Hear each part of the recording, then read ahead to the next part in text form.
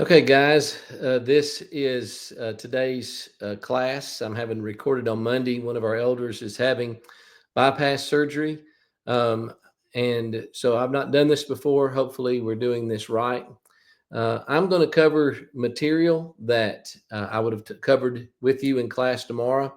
And at the end of that, or somewhere in the middle of this recording, I'm going to do the midterm review to get you ready for what you can expect. And that's going to be a little hard to do. So hopefully I can do this, not knowing how far I'm going to be able to travel. I'm going to step back to something that we didn't get to finish on Thursday that I want to make sure that you have. I may have mentioned that Paul Rogers came and he talked about how to move to stay.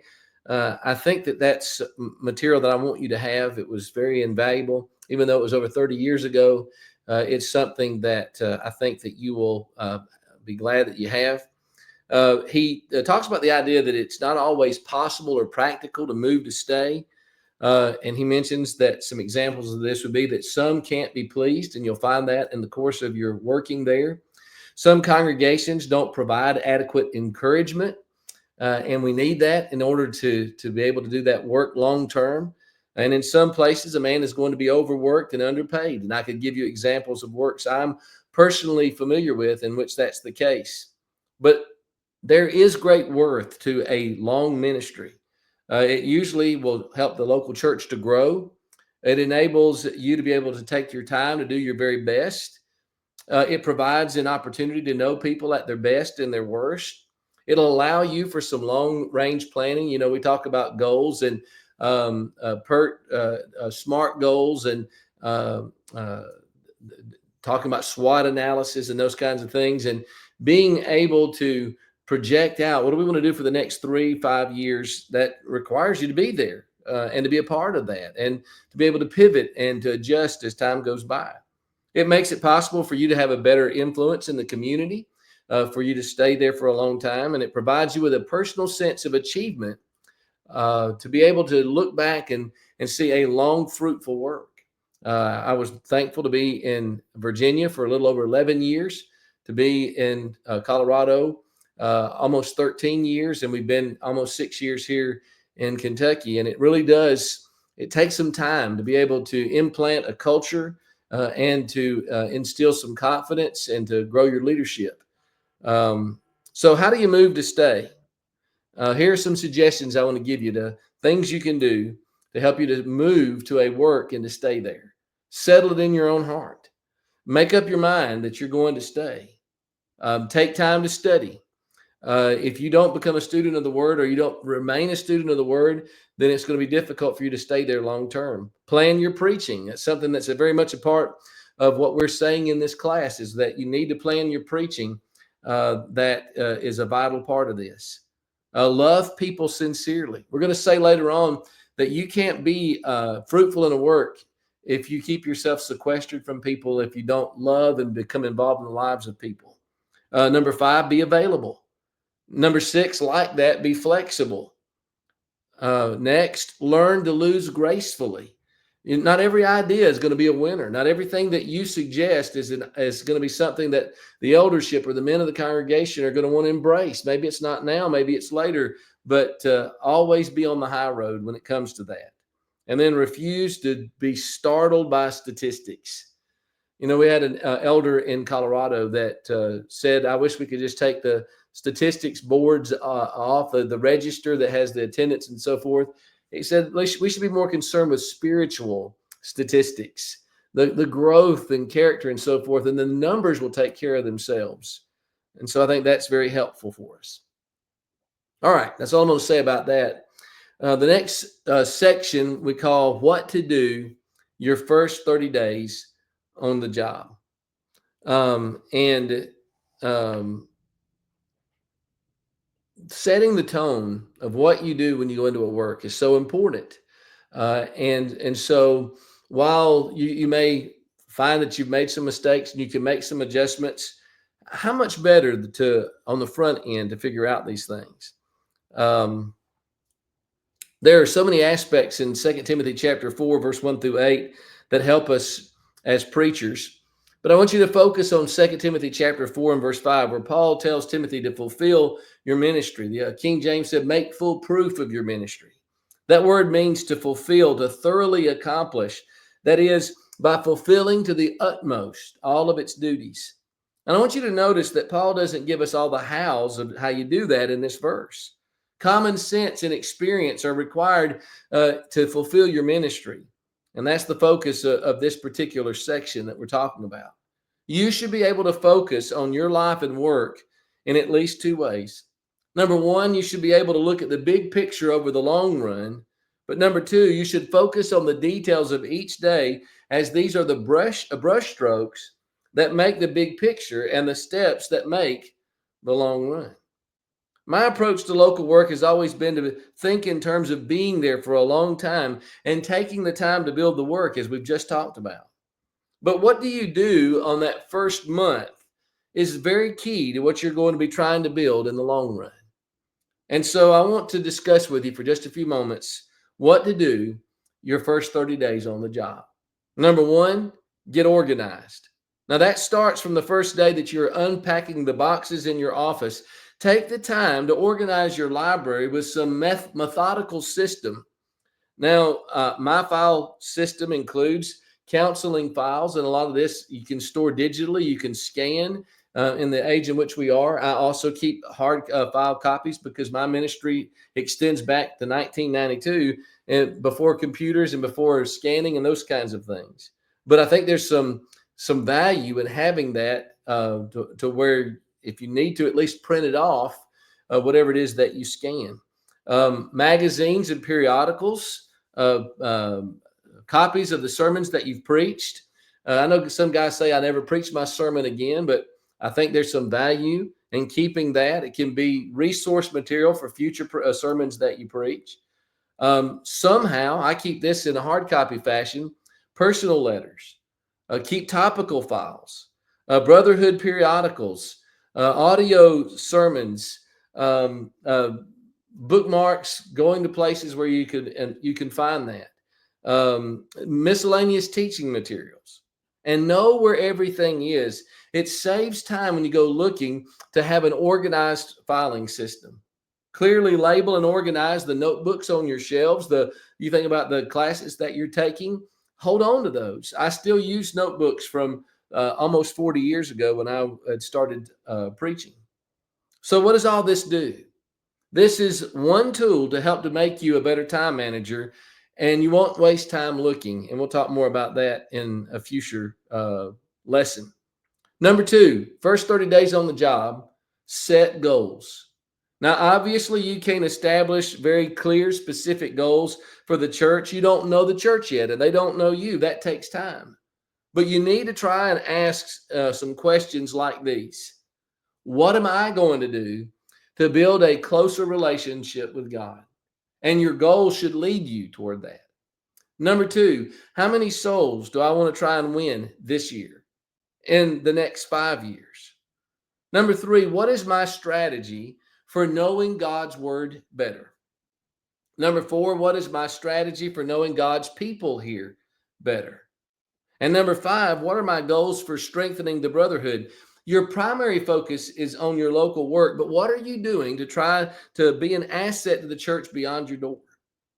Some areas in which to set goals include mission work, writing articles and books, sermons, series, topics, evangelism, family, taking time off and to focus on their spiritual development, local church programs, personal devotional life, youth. How are you going to be involved in encouraging them? So make your dreams big and ambitious. You know, I truly believe that those who aim at nothing are sure to hit it. How much fun would it be to go to a basketball game that didn't have any goals? History is filled with people who did what everybody else said could not be done.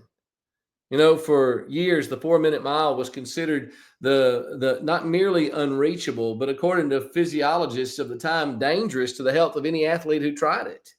When he crossed the finish line with a time of 3 minutes and 59.4 seconds, Roger Bannister broke through a psychological barrier as well. John Landy, considered one of the great milers of that era, never had gotten closer than within 1.5 seconds of the 4-minute barrier before Roger Bannister did it. But within 46 days of Bannister's breakthrough, Landy surpassed that record with a 3-minute 57.9 seconds in Finland. Bannister and Landy raced later in the year in the mile of the century at Vancouver, a runoff to decide who was the faster miler, and Bannister won in 3:58.8 to Landy's 3:59.6, the first time two men in one race had broken 4 minutes. By the end of 1957, 16 runners had logged sub 4-minute miles.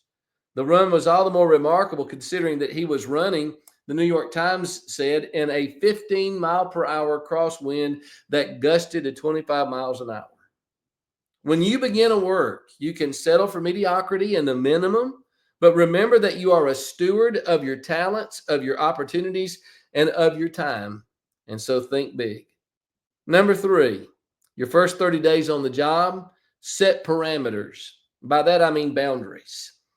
Building fences that need to be there for the protection of all involved. And so you need to set boundaries, number 1, regarding your family. A new work means new demands on your time, meeting new people and meetings and participating in various church programs. And remember this, that people will take as much as your time as you are willing to give them.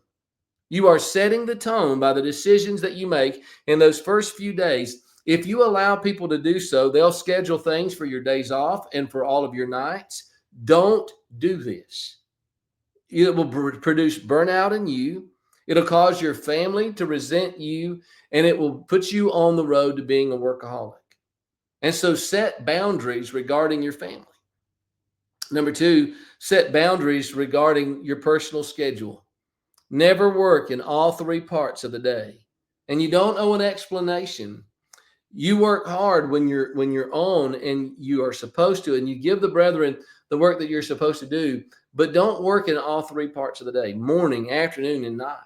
If something makes you have to work at night, then take some time the next day or later that week where you get that time back, that especially for your spouse and your family.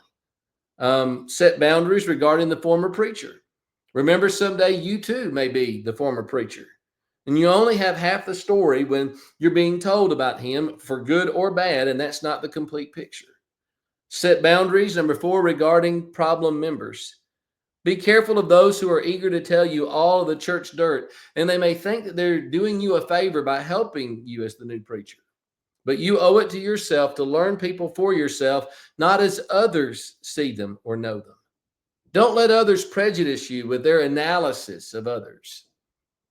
And so on your first 30 days and as you begin a work, set boundaries. Number 4, establish a routine your first 30 days on the job.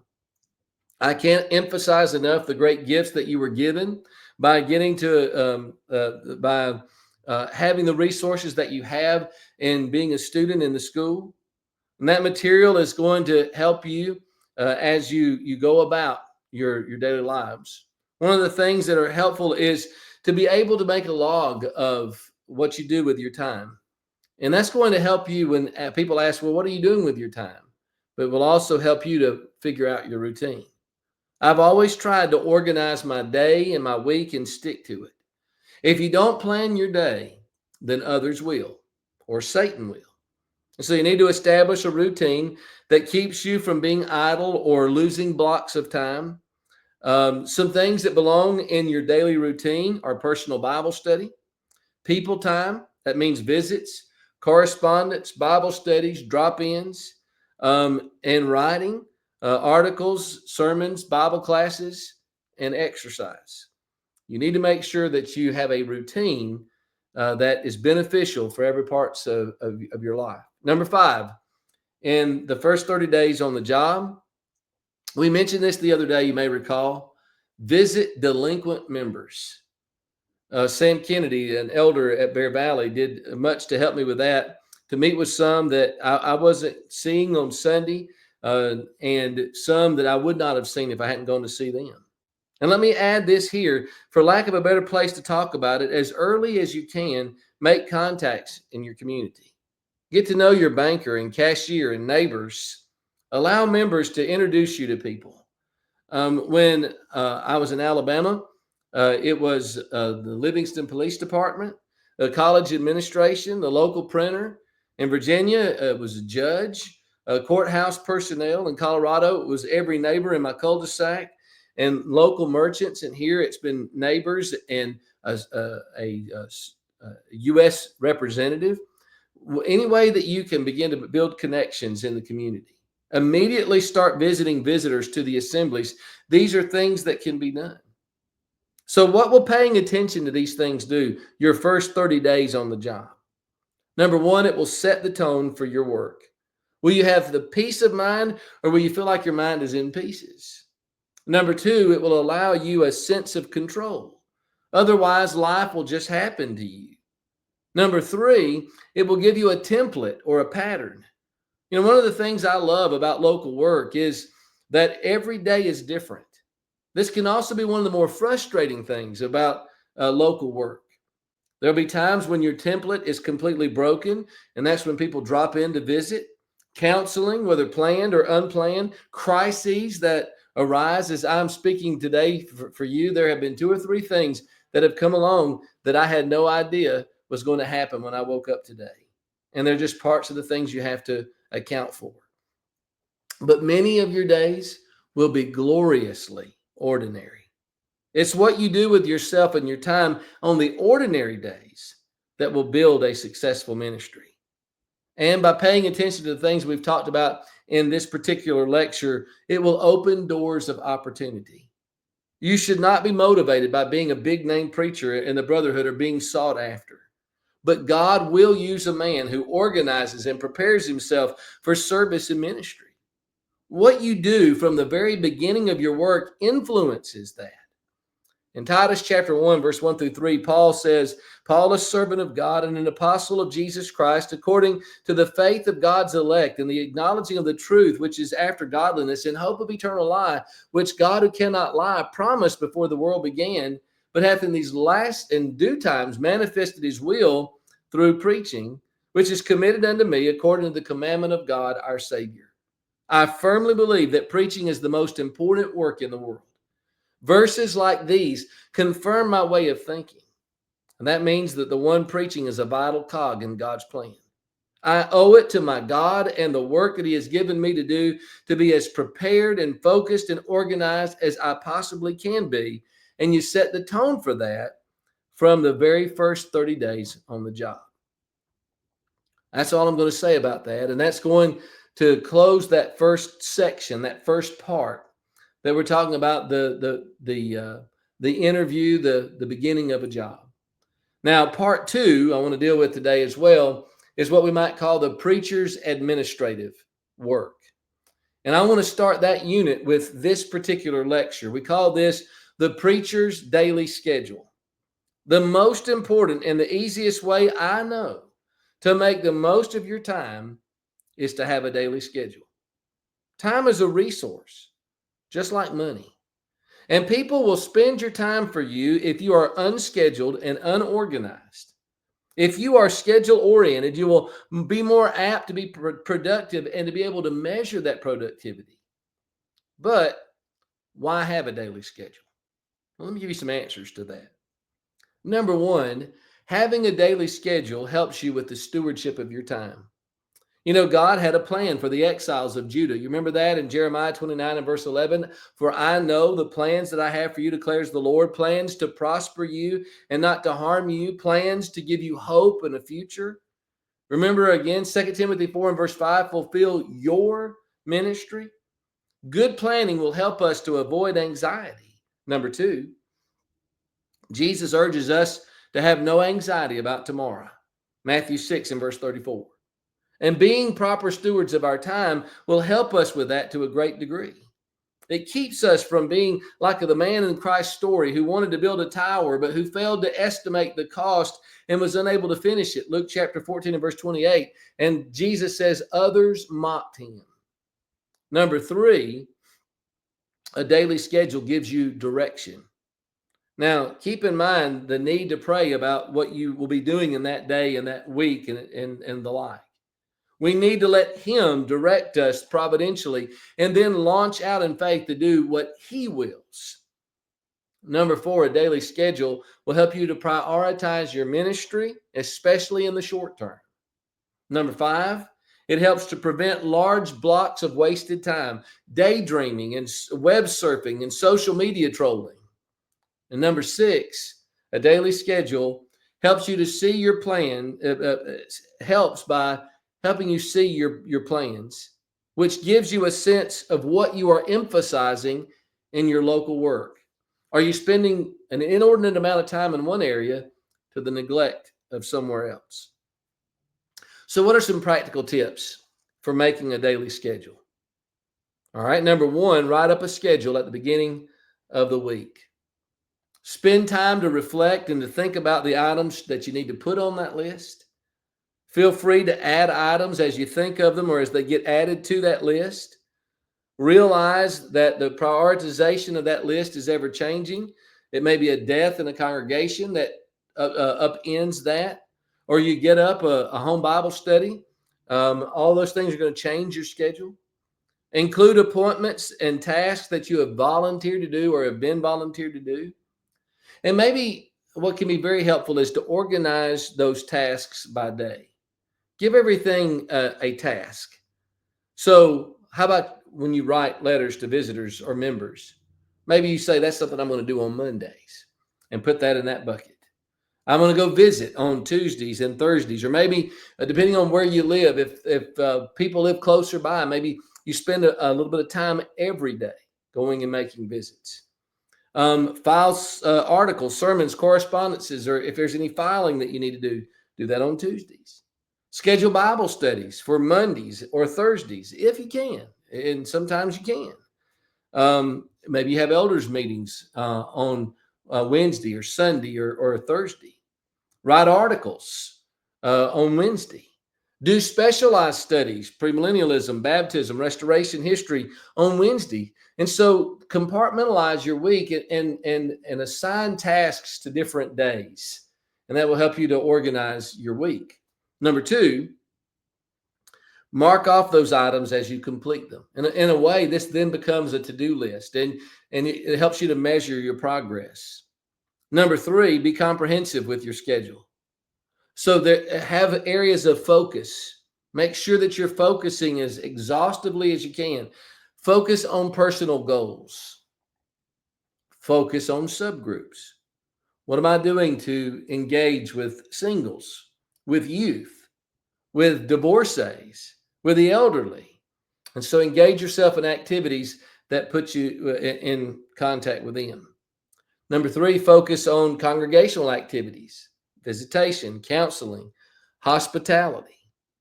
Focus on brotherhood activities, maybe articles for publication or speaking assignments that you have.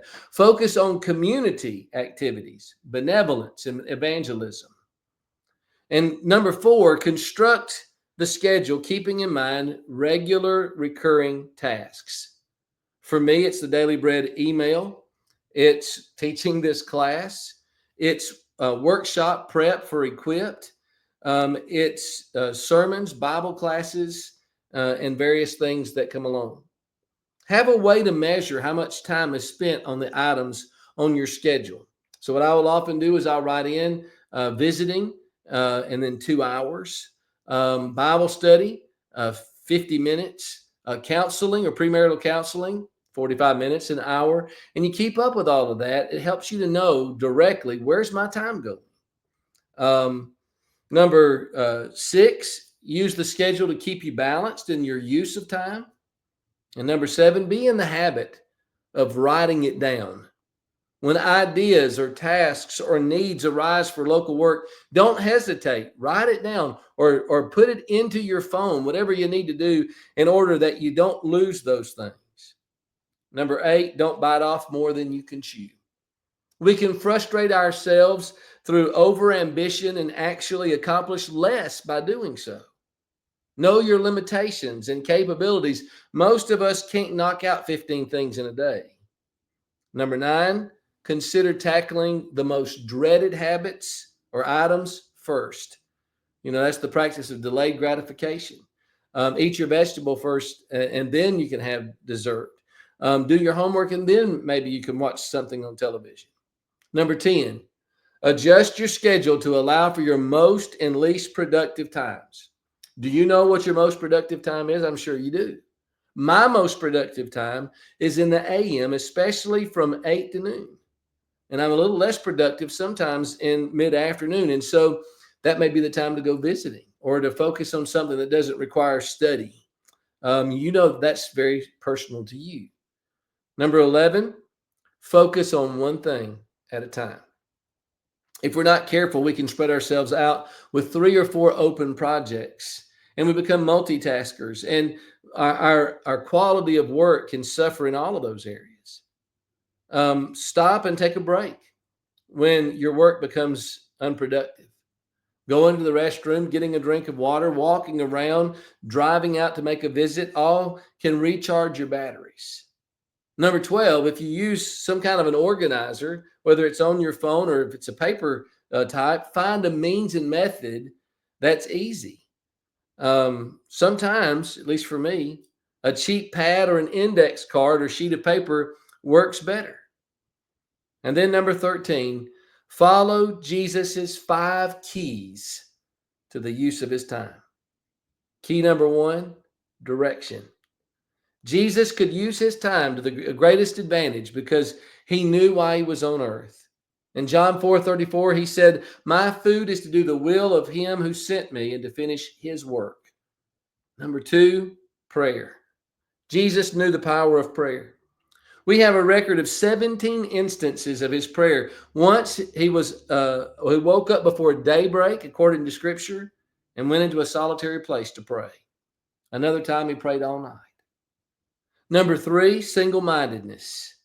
Jesus was compassionate and responsive to people's needs, but he did not allow himself to be swayed by their demands or to be shut down by guilt over what he didn't get done. Number 4, individual attention. Jesus was good at dealing with individuals one at a time. The woman at the well, Nicodemus, Peter, Saul of Tarsus, the woman in adultery, Zacchaeus, and on we could list them. And then number 5, hard work. Look at just one day in his ministry. He taught in the synagogue, and then he cast out a demon. And then he went home with Peter and healed his mother-in-law. And then he healed and cast out demons from a crowd who gathered once the news spread that he was there. It was Jesus who said, "We must work the works of him who sent me while it is day, for night comes when no man can work." John chapter 9 and verse 4. All right, so a daily schedule is important. Now, I want to talk about in this lecture time management. We must remember that there are 3 parts to the day: morning, afternoon, and evening. And we should not work in all 3 parts of the day. Jim Lair and Tony Schwartz have a very novel and interesting approach to time management in their book, The Power of Full Engagement. And their premise is that we need to focus more on energy management than time management. And they introduced their book by saying, we live in digital time. Our rhythms are rushed, rapid fire, and relentless. Our days carved up into bits and bytes. We celebrate breadth rather than depth, quick reaction rather than considered reflection. We skim across the surface, alighting for brief moments at dozens of destinations, but rarely remaining for long at any one. We race through our lives without pausing to consider who we really want to be or where we really want to go. We're wired up, but we're melting down. We walk around with day planners and to-do lists. This is going to show a little bit of datedness to it. Palm Pilots and Blackberries. Instant pages and pop-up reminders on our computers, all designed to help us to manage our time better. We take pride in our ability to multitask, and we wear our willingness to put in long hours as a badge of honor. The term 24/7 describes a world in which work never ends. We use words like obsessed, crazed, and overwhelmed not to describe insanity, but instead to characterize our everyday lives. Feeling forever starved for time, we assume that we have no choice but to cram as much as possible into every day. But managing time effectively is no guarantee that we will bring sufficient energy to what it is that we're doing. And so I think you would agree with me that we live at a time and in an environment where the balance needs to be between time and energy, time and productivity.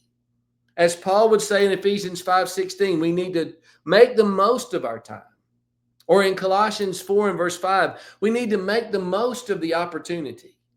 There is a limit to the amount of time that we get to spend in the flesh on this earth. 1 Peter 1 and verse 17. And so keeping that in mind, we need to see time as one of those precious but limited resources that must be spent as wisely as possible. And so we've got to make the time count for the Lord, for the church, and for our home. So let me give you some preliminary ways to make the time count at work.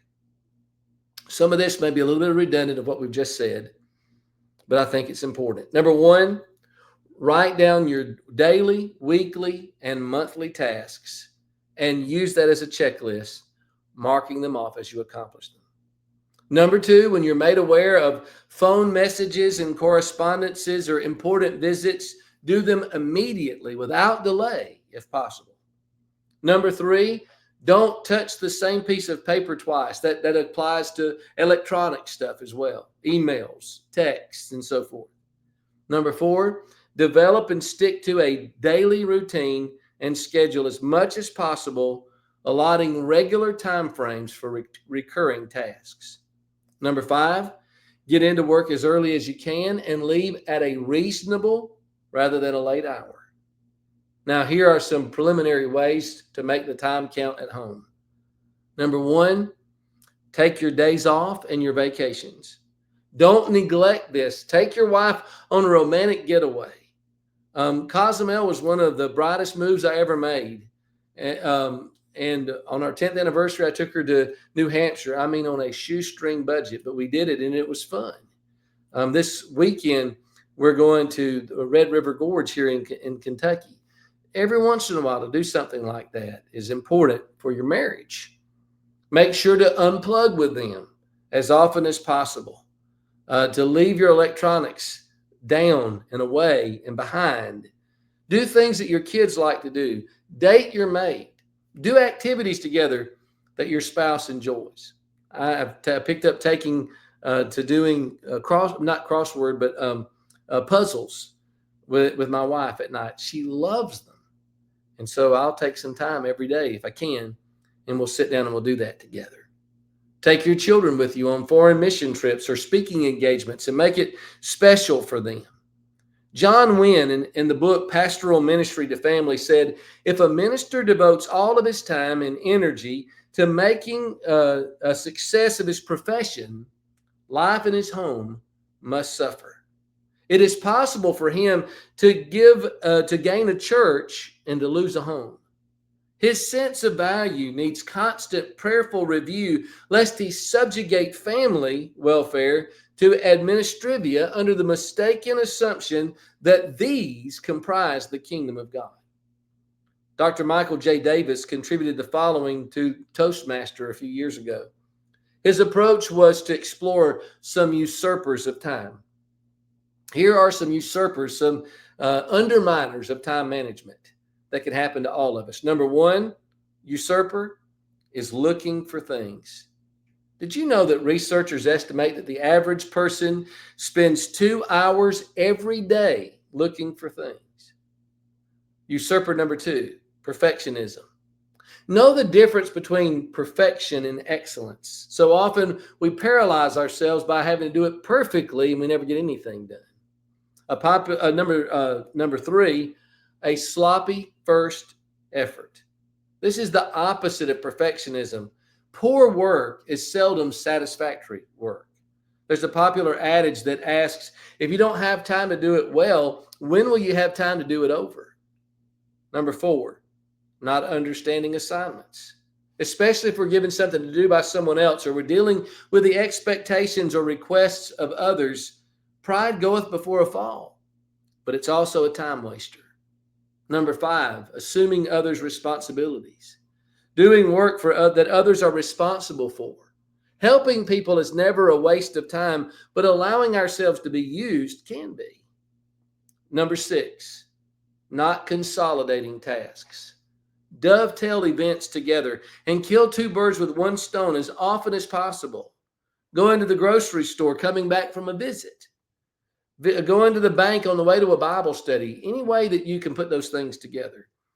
And then number 7, time usurper, is anything that doesn't advance us toward our goals. Resting and recharge is good until it reaches the point that we're unproductive and our brain function starts to slow down. All right, so let me give you some practical tips during the day. This is the third lecture in this particular section. What are some practical tips during the day? Number 1, don't procrastinate. Number 2, set deadlines. Number 3, don't waste your time in idle daydreaming sessions.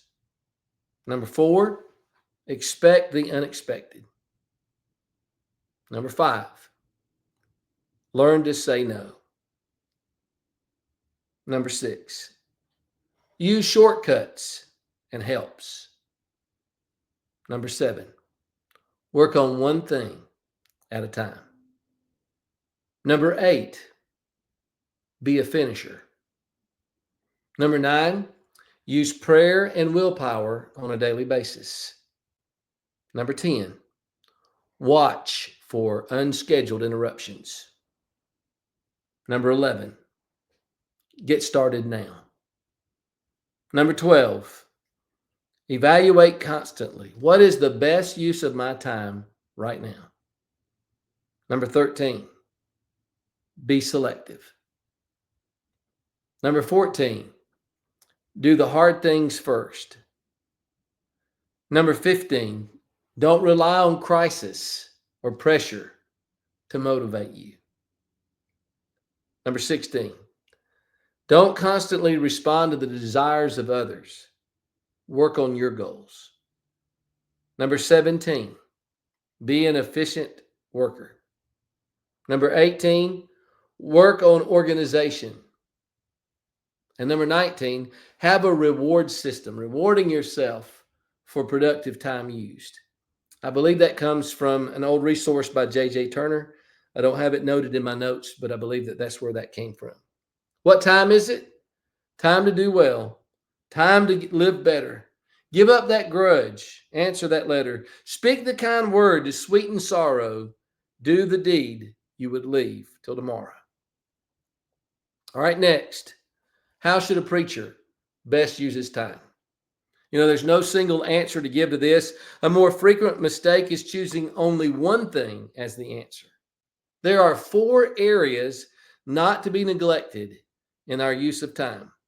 Number 1 is study. Surveys show that people first visit a church because of an invitation from a friend, but they come back most often because of the preaching. A preacher's own concepts and understanding must be growing for him to help others to grow. There is no substitute in a preacher's life and ministry for knowing and soundly and accurately the Word of God. Number 2, don't delay when people are in need. Families who have lost loved ones, parents whose children are in serious trouble, couples on the verge of breakup, all need you. State patrolmen may call at 2:30 in the morning when someone's had an accident. They need others too, but others cannot take your place. If you cannot consider that to be your job as a preacher to help when people are in need, consider it your job as a Christian. And it's good for preachers to be Christians too. You being there when they need someone helps to open their ears when you speak the word from God that they need. Being there will also sharpen your sensitivity to what the congregation needs to hear from the Word of God. Number 3, don't delay when it comes to evangelism. Do the work of an evangelist. Fulfill your ministry. Begin by doing something to get them get to know some non-believers. Work in the PTA. Join a civic club. Coach a little league team. Invite neighbors over for dinner. Don't change the focus of your ministry into civic and social work, but do something that will enable you to get to know people not already in your congregation and that will enable you to know them. And then remember why you made those contacts. Teach them or others to that you meet as opportunity allows. You will not convert everyone that you come to know, but you will convert more of them than you will of those that you do not come to know. Number 4, don't delay to develop leadership. The Bible assigns the preacher to set in order the things that are wanting and to equip the saints for the work of ministry. And so have lunch with an elder or a deacon or other person involved in a particular congregational task. Talk with them about their work. Encourage them. Make suggestions for problems that they may have. Study the Bible individually with growing members to help them to grow more surely and rapidly. Take someone with you when you visit, evangelize, and teach so that the one that's with you will learn how to do those things too. Now, those tips came from Cecil May, and I think that they're very helpful. So when it comes to time management, these are the things that I wanted to make sure that you had. Let me see what else we want to deal with before the midterm. I think that's all we're going to do here. So let me go ahead and give you a walkthrough, a study guide for your midterm. No particular order. Here's what you want to be ready for the closed book portion of your test. Number 1, be familiar with at least 2 reasons why Jesus was an effective preacher from the introduction. Know at least 2 reasons why I love preaching from the introduction. They should be reasons that you love as well. But I want you responsible for that lecture. Number 3, know the components of the preacher's personal spiritual life that we discussed in class. Number 4, be able to give at least one proper attitude of a preacher's study life. Number 5, know the 3 ingredients in the recipe for a successful local work. Next, what role does the preacher's wife play? Next, what are 2 areas the preacher's wife needs to learn? Next, what are at least 3 things that you can give your wife, you being the preacher? Next, we get a glimpse in the Gospels of Jesus's public life from what areas? This started with what you did in your breakout together.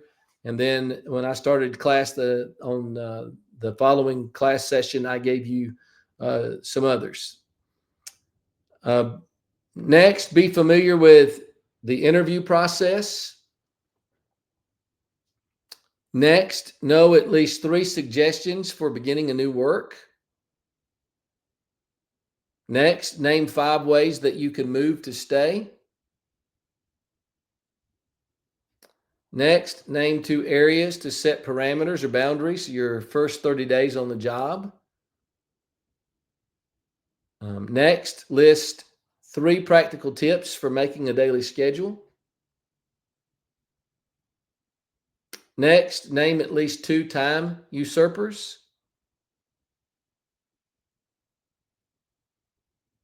Next, what are Cecil May's 4 areas not to be neglected, how a preacher should best use his time?